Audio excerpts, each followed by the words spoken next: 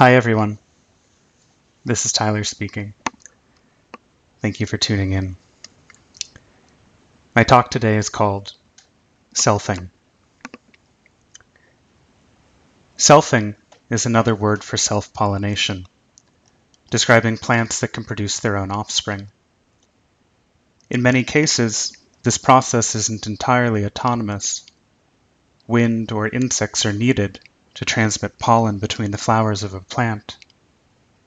Selfing, like the self-made man, belies forms of dependency. Sometimes a flower cross-pollinates early in life, then turns to selfing later.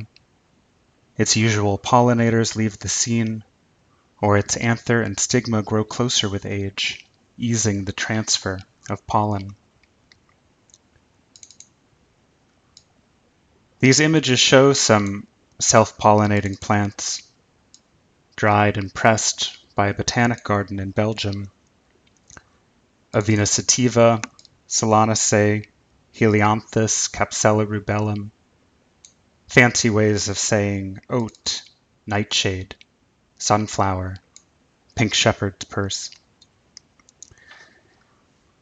They aren't the best representation of selfing. I should be showing you pictures from their flowering prime, when they were young and dumb, stamens at the ready. I know this, but I like them, particularly the way certain plants were bent gracefully or forcefully to conform to the dimensions of the page. They've been excised from nature, deprived of the chance to live on through their progeny. Yet here in the pages of botanical record, they survive by another means.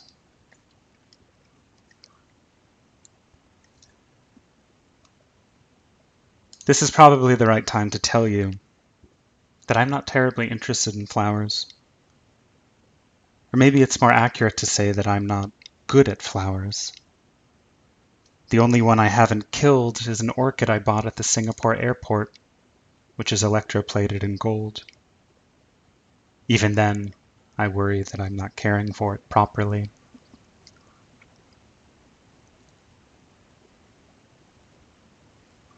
What I am interested in are flowers as metaphors and mechanisms. I visited Singapore to research a particular convention where specialty orchid hybrids are named after visiting celebrities and heads of state. I developed a relationship with a grower and named one of its hybrids Richard Rowe, a moniker used in legal cases when someone doesn't want their identity revealed.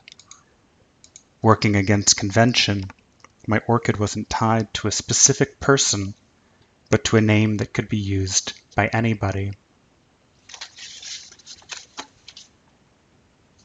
When first installed at NTUCCA Singapore, the flower looked great. This was its context, one would expect no less. But some showings in other countries were challenging, to say the least.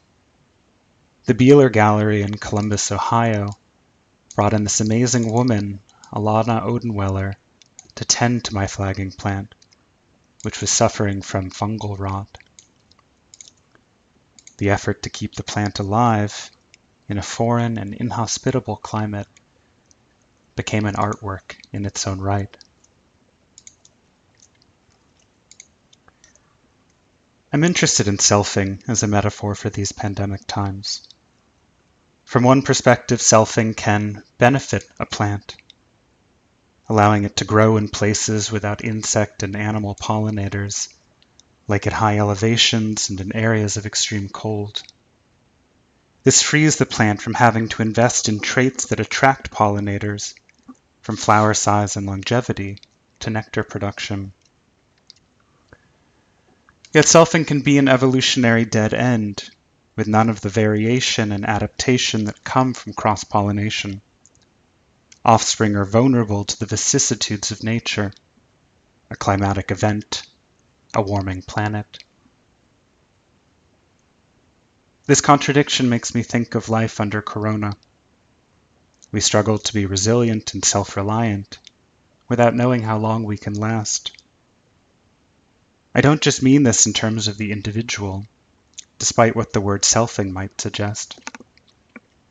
A self-pollinator can be a person, a group, a project like home cooking, something that emerges during the pandemic, partly out of necessity, partly by desire, something reflecting our disenchantment with the status quo, now shown to be more precarious than ever, something revealing our drive to be accountable to the present moment, to assemble with urgency.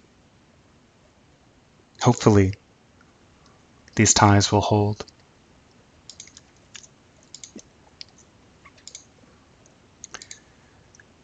Two summers ago, I described Richard Road to my colleague David Getze, and he recommended that I read this book by Alison Sim. In its pages, I encountered selfing as a metaphor from a previous era, fin de siècle, Europe. Sim traces a, quote, poetics of vegetal creation, close quote, back to the German Romantics, who imagined the work of art growing, plant-like, in the mind of genius. Refashioned by queer artists and writers of the later 19th century, vegetal creation conjured fantasies of alternative reproduction, of hermaphroditic flowers, transient couplings of blossoms and insects, crossings and selfings. Social norms had no part in this place in nature, where the only stigmas were those waiting to be pollinated.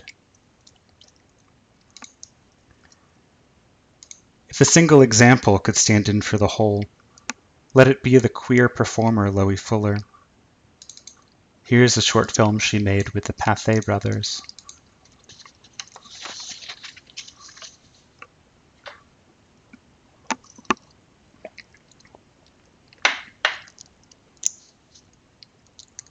The tints approximate an effect from her stage performances, where rotating colored spotlights would irradiate her silk garments. I've tried to imagine the experience of these events, which could be an hour in length, to think of all the transformations that could be engendered in that time, to see this squat, unhandsome human take on the qualities of a butterfly, a tornado, a wave, and most emphatically a flower, always and forever becoming a flower, pollinating herself. According to Rhonda K. Garelick, Fuller was extraordinarily famous when she died in 1925, but later generations have done a poor job of remembering. Garelick offers a few explanations, foremost among them the fact that, quote, Fuller made a career of staging her own immateriality, dissolving into light projections on fabric, close quote. What lingered were the chains of transformations, more than the individual who begat them. Fuller was ahead of her time, a solo female artist fusing stage design, costuming, film, mechanics, choreography. She was a rare genus of self-pollinator, ill-equipped to survive on shifting cultural sands. Her line didn't die out, but waited until the world adapted to it.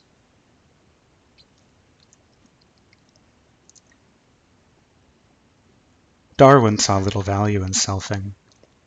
Modification, change, and variation are the essence of life. Immutable species would decay and die out. They become, in Whitney Davis's words, quote, decadent species, close quote. I've been thinking about decadence over the past year. The word seems to come up whenever a society is on the verge of exhaustion, or when the talking heads say it is. Ross Douthat, a conservative New York Times columnist, published a book on the subject in February. Decadence, in his opinion, is a, quote, comfortable disease, close quote.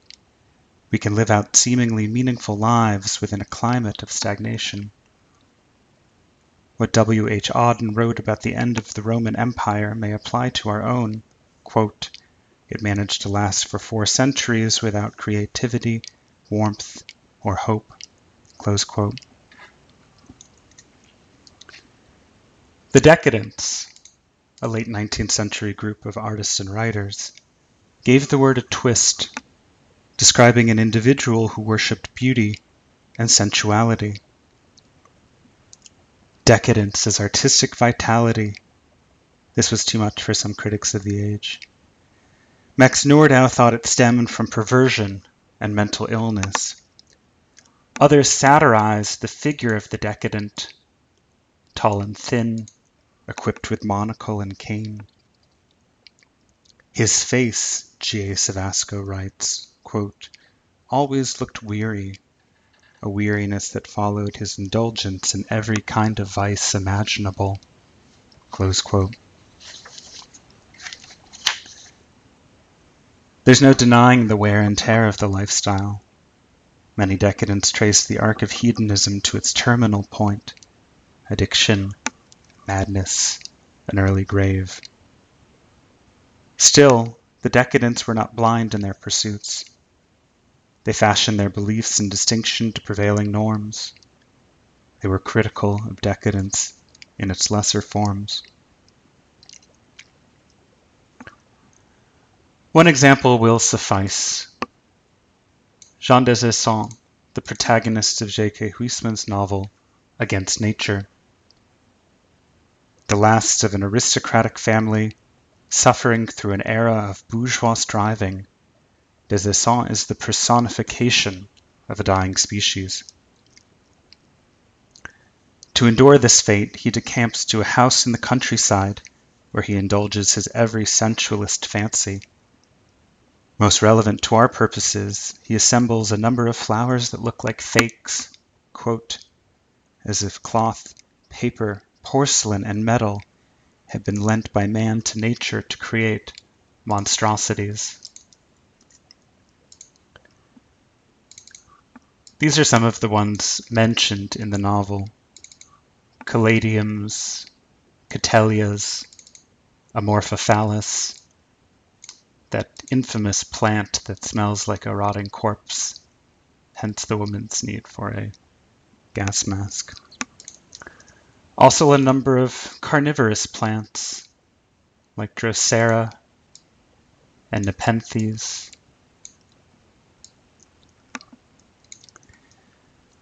Huysman's novel holds an ambivalent place in decadent literature, modeling a lifestyle utterly dedicated to aesthetics that is also symptomatic of social decline. Both meanings of the word decadent are linked, even indulged. Des Esseintes marvels over certain flowers that borrow the vivid tints of rotting flesh, the hidden splendors of gangrene skin. Close quote. I could go on, but I won't.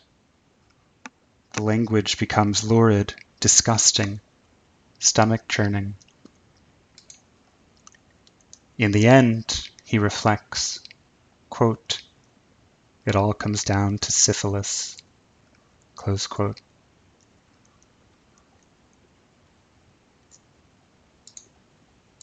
I like contradictions, as you can probably tell. Selfing is a queer fantasy of reproduction.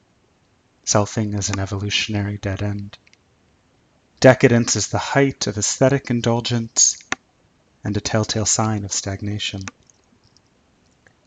At the beginning of the pandemic, I tried to find an artwork in these contradictions, in things that suggest both generation and decay, resilience and vulnerability to the forces at large.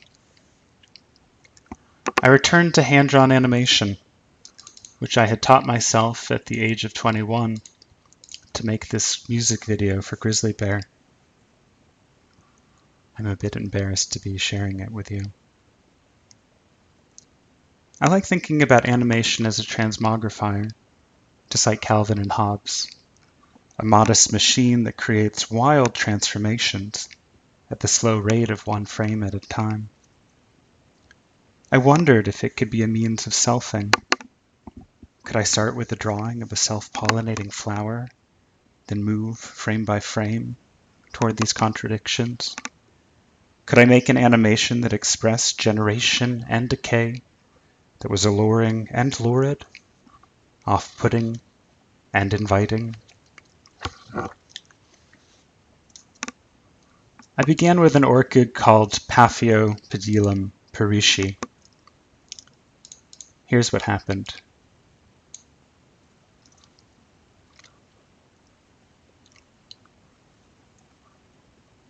Just as we get going, everything dissipates. A comically brief attempt. Along the way, there are some off-putting moments, like the hairy nutsack that appeared to my surprise. But the overall tone is inviting. A petal becoming a snake a duck, a duck a duck, a wave, then nothing. I hope Loie Fuller would approve.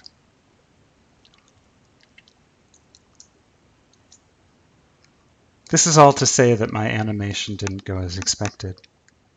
That something did happen in the process of making it that helped me through lockdown, that inspired me to give this talk and to initiate a project with home cooking.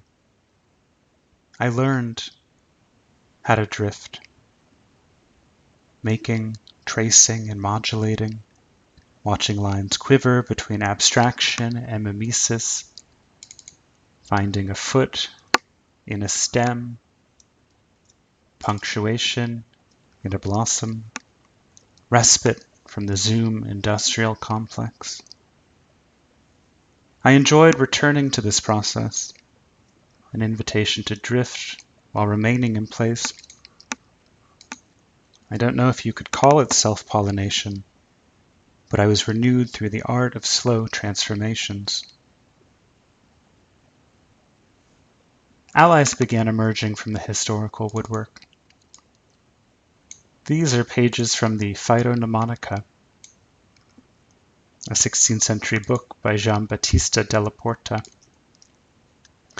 Della Porta believed that he could determine the usefulness of plants based on the principle of mimesis.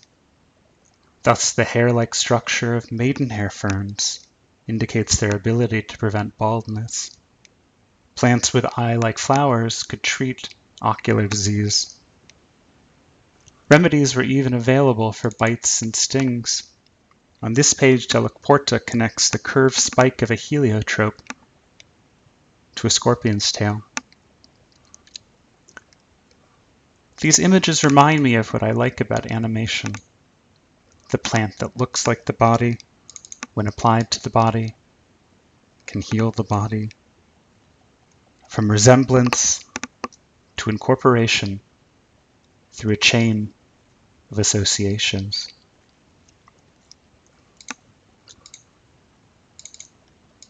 I found these drawings in J.J. Granville's Les Fleurs Animées from 1830. The English translation is Flowers Personified, but for obvious reasons I prefer animated flowers. Here, the human and botanical worlds align. The rose, ever regal, enjoys the devotion of her beetle citizens. The aubepine, or hawthorn tree, recoils at the advance of pruning tools. My favorite is the Belle de Nuit. The flower opens in the early evening and closes in the morning, emitting a sweet fragrance throughout the night. This delightfully faggy flower is ready to party. One last reference, which has less to do with animation than with my love of faggy ephemera. I have to credit A Touch of Blossom for introducing me to Vic's Floral Guide, a mail-order seed catalog from the late 19th century.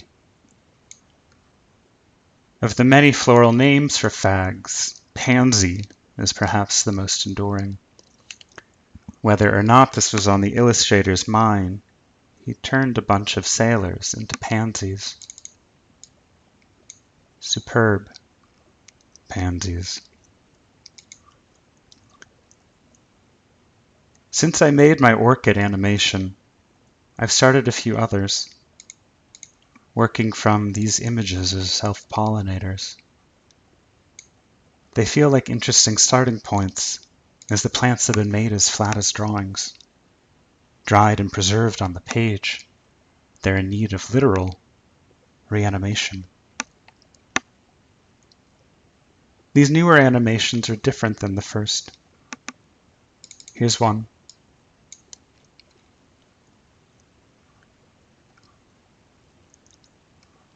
A dozen frames in, I stopped, then uploaded this fragment and another to a shared folder on Google Drive. Rather than finish them myself, I wanted to make them available to you. The fragments live as Photoshop files, comprising all the frames drawn to date. They can be downloaded by you and continued, then uploaded for future use. There's a spreadsheet where you can log what you've added. The link is in the copy below. Earlier in this talk, I said that, for me, a self-pollinator can be a person, a group, a project like home cooking.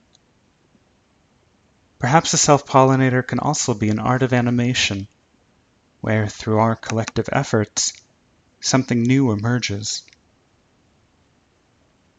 That may be a tad ambitious. So if nothing else, I hope the invitation to animate is also an opportunity to drift, providing respite and renewal in these challenging times.